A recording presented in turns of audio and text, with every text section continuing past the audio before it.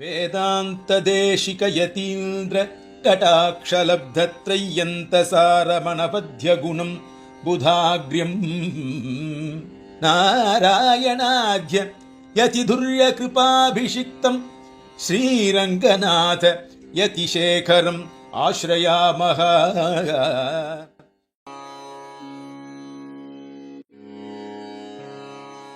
तदपरं साई गुलाब सपनवैशिष्ट्यमधिकृत्य सः सम्भाषणं करोति. स्वीकरोतु. सपनवैशिष्ट्यमधिकृत्य किञ्चित् वदति सः साई गुलाब.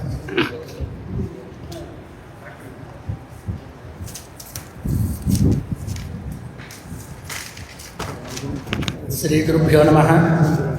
भालार्कप्रभमिन्द्रनीलजटिलं भस्माण्डराजोज्ज्वलं शान्तं नादविलीनचित्तपवनं स्याद्दोलशर्माम्बरं ब्रह्मज्ञैः सनकादिभिः परिवृतं सिद्धैः समाराधितं दत्तात्रेयमुपास्महे हृदि मुदा ध्येयः सदा योगिभिः.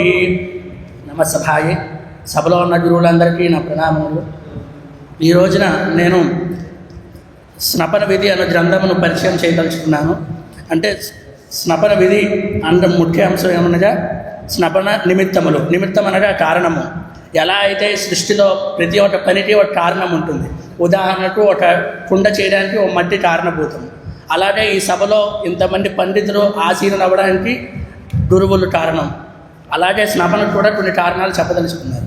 అదేంటనగా ప్రతిష్టాంతే ఉత్సవాంతే, ప్రతిష్ఠ అయిన తర్వాత ఉత్సవాంతమున అయనే విషువే వ్యదీపాతే అన్యస్మిన్ సంక్రమణే గ్రహములందు విష్ణు పంచదినములందు అనగా శ్రవణం ద్వాదశి శుక్లే కృష్ణే చ ద్వాదశి తథా పౌర్ణమాసే త్వమమావాస్యాం పంచేతాని దినాని వై అన్న విష్ణు పంచదినములందు రెండు పక్షములందు ద్వాదశి నాడు అనావృష్టి వచ్చినప్పుడు రాజ్ఞో రామస్య యజమానస్య జన్మక్షే అనావృష్ట్యాదో మహావ్యాధి కోపేషు అన్యస్మిన్ కామ్యే విభవే సతి సర్వోపద్రవ శాంత్యర్థే చ దేవస్య స్నపనం కారయేది మరీచి అను మరీచి వాక్యము చెప్పి ఉన్నారు. అని ఏమనగా రాజు యొక్క నక్షత్రమునందు యజమాని యొక్క నక్షత్రమునందు అనావృష్టి సంభవించినప్పుడు, మహావ్యాధులు మొదలటు సంభవించినప్పుడు, ధనం ఉన్నప్పుడు, ఏదైనా కోరికలతో సంకల్పించినప్పుడు స్నపన చేయవలనని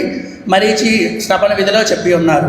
ఇదే కాక దుస్వప్నే వ్యాధి సంపాదే దుర్భిక్షే శత్రు నిగ్రహే భూకంపే అసినిపాతే చ దుర్గాహే పాంసువర్షనే దేవస్య హసితే చేవ రుధినే స్వేదనేపి చ చరణే చాన్య జాతీయే సూదికోదక్యయ స్పృశే స్వటాటి కుక్కుడాంతస్థే సర్పో క్రోధా తథైవ చ అకాలే పూర్ణచంద్రే చ తథైవ క్షీయతే పునః గంధర్వనదరే దృష్టే ప్రతిసూర్యే తథైవ చ అనావృష్ట్య అల్పవృష్ట్యా మన్యథా ముత్పలకాదిషు ఏవమాదౌ సముత్పన్నే స్నపనం కారయేదితి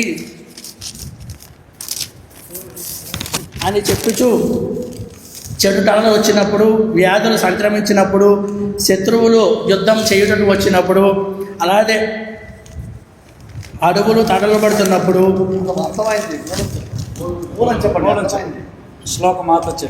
అలాగే ఈ స్నపనము 3 విధములుగా ఉన్నవి. అదేనా నిత్య స్నపన, నైమిత్య స్నపన, కామ్య స్నపన. నిత్యం అనగా మనం రోజు అర్చనలో చేసే స్నపనం నిత్య స్నపనం. నైమిత్యం అనగా పర్వదినములందు, ఉదాహరణకు నవమి, కృష్ణ జన్మాష్టమిను చేసిన స్నపనం నైమిత్య స్నపనం. కామ్య స్నపన అనగా మనకి ఏమైనా కోరికలు, డబ్బు ఉండి కోరికతో నేను ఫలానా చేయించుకుంటా అనే దాన్ని కామ్య స్నపన అంటారు. అదే కాక క్షుద్ర స్నపన, భద్ర స్నపన అని కూడా 2 విధములుగా ఉన్నది. క్షుద్రం అనగా 25 కలశాల కుంభాలతో చేయు స్నపనం క్షుద్ర స్నపన అందరూ.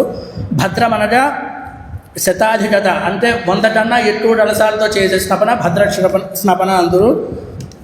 ఇలా స్నపన బేరముతో స్నపన చేయవలను. ఒకవేళ స్నపన బేరము లేని ఎడల ఉత్సవం కూడా లేని ఎడల కౌతుక బేరము కూడా స్నపన చేయవలనని మరీచి చెప్పి ఉన్నారు.